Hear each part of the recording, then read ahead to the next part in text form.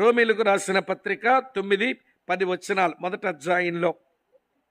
ఇప్పుడు ఎలాగైనను ఆటంకం లేకుండా మీ యొద్దకు వచ్చుటకు దేవుని చిత్తం వలన నాకు వీలు కలుగునేమో అని నా ప్రార్థనల యందు ఎల్లప్పుడూ ఆయన బతిమాలుకొనుచు మిమ్మల్ని గూర్చి ఎడతెక్క జ్ఞాపకం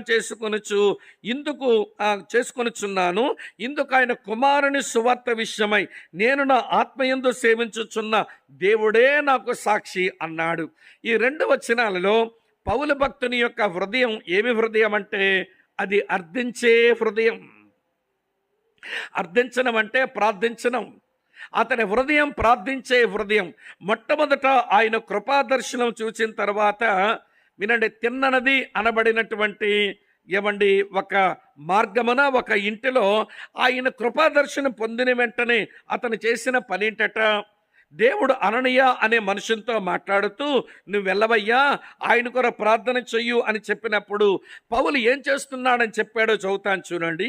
అపోస్తల కార్యాలు 9వ అధ్యాయం ఇలా వ్రాసి ఉంది 13వ వచనం.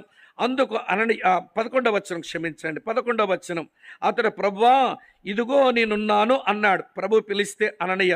అందుకు ప్రభు నువ్వు లేచి తిన్ననదనబడిన వీధికి వెళ్ళి యోధా అనువాని ఇంట తార్సువాడైన పౌలు అనువాని కొరకు విచారించుము. ఇదిగో అతడు ఏమి చేయుచున్నాడు, రక్షించబడిన వారు, కృపాదర్శనం పొందిన వారు, రక్షణ పొందిన వారు వారి జీవితంలో కనబడవలసిన తొలి అనుభవం ఏంటనంటే అర్థించే అనుభవం లేదా ప్రార్థించే అనుభవం. పౌలు రక్షించబడిన తర్వాత చేసిన పనింటబ్బా అంటే ప్రార్థన చేయటం. సరే, అక్కడతో ఆ ప్రార్థన ఆపేలేదు. ఆయన దేవుని పని కొరకు పిలువబడి దేవుని పనిలో అతను కొనసాగుతున్న ఆ క్రమంలో అతని జీవితం నిండా ఎన్నో ప్రార్థనలు ఉన్నాయి. చివరికి ఆయన చెరసాలలో ఉన్నప్పుడు కూడా ఎలాగ ప్రార్థన చేసేవాడు, ఆయన చెరసాల ప్రార్థనలకు 4 రాశాడు బైబిల్లో.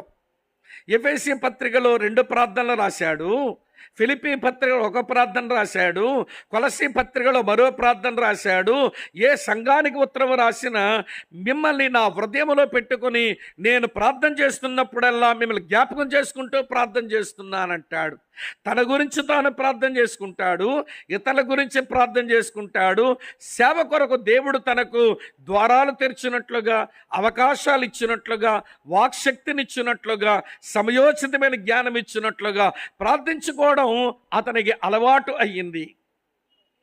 అందుకనే ప్రార్థన మీద దాదాపు అన్ని పత్రికల్లో లేక ఆయన చెప్పినటువంటి ఆయన రాసినటువంటి పత్రికల్లో వ్యక్తులకు రాసిన, సంఘాలకు రాసిన ఈ ప్రార్థన అనుభవానికి పెద్దపీట వేసి ప్రార్థించే అలవాటులో ఉండమనే నేర్పించాడు. సోదరి స్నేహితులారా వినండి, కృపా దర్శనం పొందినవాడు అర్పించే హృదయంతో పాటు అర్థించే హృదయంతో బ్రతికితే ఈ రోజున దేవుని పిల్లలమైన మనకు అర్థించడం వచ్చునా? వినండి, ఒక విషయం చెప్తాను. మనకు ఏమేమి ఏ సమయాల్లో అవసరమో ఇవన్నీ పరలోకపు తండ్రికి తెలుసు. ఆయా సమయాల్లో ఆయా వనరులు మనకు అనుగ్రహించేవాడు కానీ అడగమని ఆయనే కోరాడు. అడగండి మీకు ఏం చేయబడును, ఇవ్వబడును.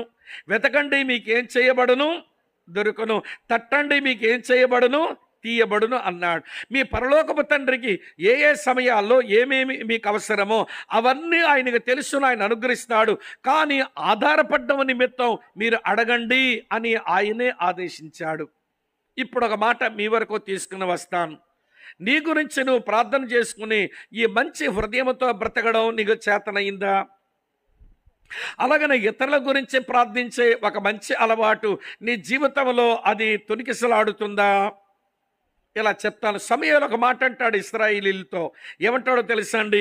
ఒకవేళ నేను మీ నిమిత్తం నేను ప్రార్థన చెయ్యని వాడనైతే నేను యెహోవాకు విరోధంగా పాపం చేసిన వాడుగా ఎంచుకుంటున్నాను అంటాడు. చదువుతాను చూడండి. సమూయేలు మొదటి గ్రంథం నేను చదువుతున్నాను 12వ అధ్యాయం 23వ వచనములో, నా మట్టుకు నేను మీ నిమిత్తం ప్రార్థన చేయుట మానుట వలన యెహోవాకు విరోధంగా నేను పాపం చేసిన వాడనగుదును, అది నాకు దూరమగునుగాక. అక్క, చెల్లి, తమ్ముడన్నా వినండి, మన మట్టుకు మనం ప్రార్థన చేసుకోవాలి. అలాగనే ఇతరుల విషయాలు కూడా ప్రార్థన చేయాలి.